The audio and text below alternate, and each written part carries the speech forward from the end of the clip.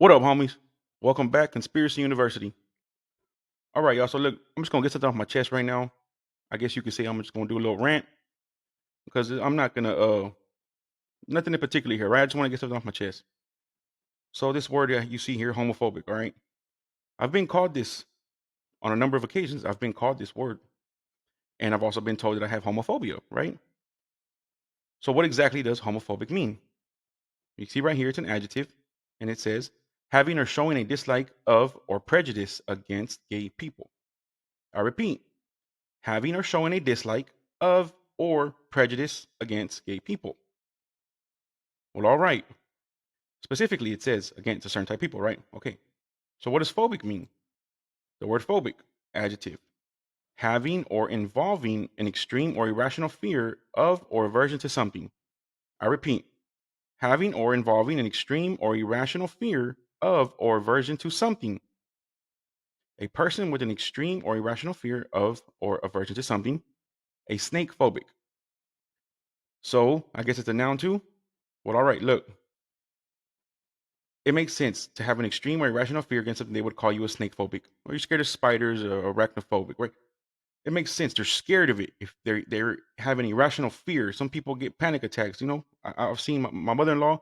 If a rat comes into the house or she sees a mouse, boy, she gonna lose it, right? Like straight up scared, anxiety, panic attack type shit, all right?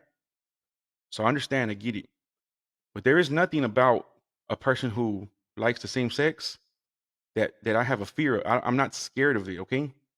I don't fear that a man wants to lay with another man and be intimate with him. I'm not scared of that, all right?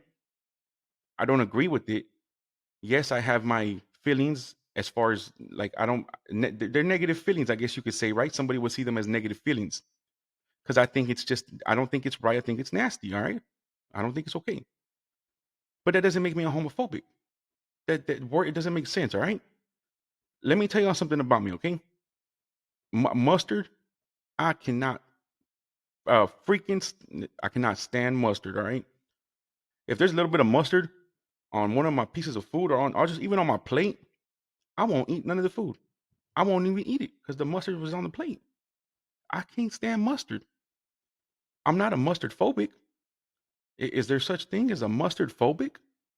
I don't have a fear of the mustard. I just don't like it. Okay, it doesn't make sense. It's not okay. It's not right. We can't use made up words. All right, another thing, y'all.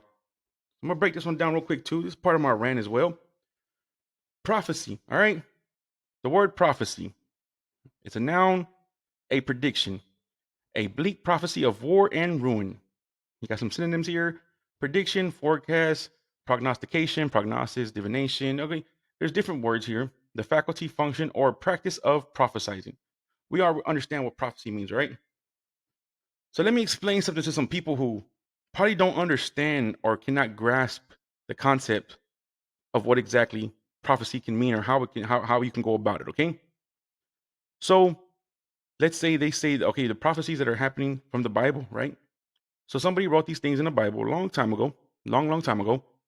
And then if it comes true later on or something similar or there's something that it comes close to it, you can say, hey, the prophecy is happening right before our eyes.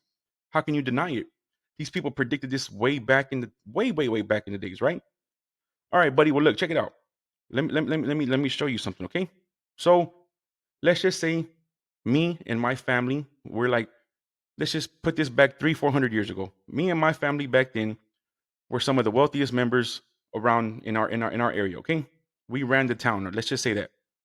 So since we have all this money, me and my family, and we run everything, we decide we're gonna write a book. Okay, and we're gonna publish this book.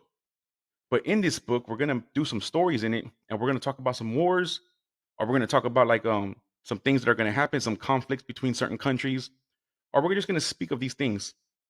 Okay, so then we keep it in the family, all right? And we all have a plan amongst our family members. Look, y'all, this book that we have here, whenever my grandkids get older, since we have the money still because our family's wealthy, we're gonna go ahead and play these things out that we wrote in that book, okay?